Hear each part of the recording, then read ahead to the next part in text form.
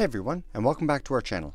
We're absolutely blown away at the recent support of the channel. We're now over 300 subscribers and over 10,000 views across all of the videos on our channel, which is pretty crazy.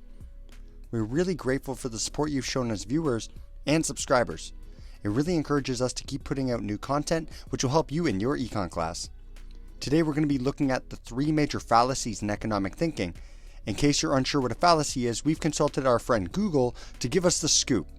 According to good old-fashioned Google search, a fallacy is the use of invalid or otherwise faulty reasoning or wrong moves in the construction of an argument. A fallacious argument may be deceptive by appearing to be better than it really is. We'll be exploring 3 fallacies today with examples of each, but here's the catch. We're going to do it in under 90 seconds.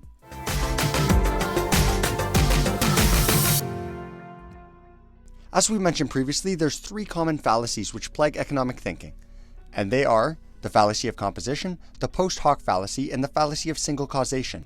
The fallacy of composition is the concept that what is best for the individual must be best for society as well, and vice versa. A great example of this can be found in the following statement. It is more beneficial to society for there to be more self-checkouts at grocery stores. While self-checkouts may be beneficial for store owners who pay less in wages and people who are in a rush at the grocery store, it is certainly not beneficial to the grocery store clerks who lose their jobs due to the shift to automation and thereby increase the unemployment rate in society. The next fallacy is the post hoc fallacy, also commonly referred to as the cause and effect fallacy. This concept is that if something occurs before some event, it must be the cause of the event itself. This obviously is not the case 100% of the time.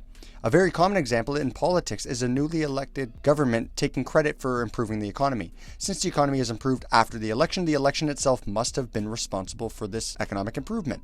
This fails to take into consideration the previous administration's work, but is commonly used to oversell a new government leader. The last fallacy is the fallacy of single causation. This is the notion that any event only has one cause. An example of this is found in the following statement. The 2021 increase in the price of GameStop shares is due to a movement on Reddit which caused a large-scale overvaluation. While this may be one of the driving factors behind the hype of GameStop, it certainly was not the only reason the shares increased in value. So there we go. Now you're familiar with the 3 main fallacies in economic thinking. While these are not the only 3, they are undoubtedly the most common. If you like this video and are excited to see more, let us know by liking the video, subscribing to the channel, and comment what sort of economic topics you'd like to see us cover in the future. As mentioned earlier, we're absolutely overwhelmed with the support that you guys have shown, and it really encourages us to continue producing educational econ content. Thanks for watching this video, and we'll catch you in the next.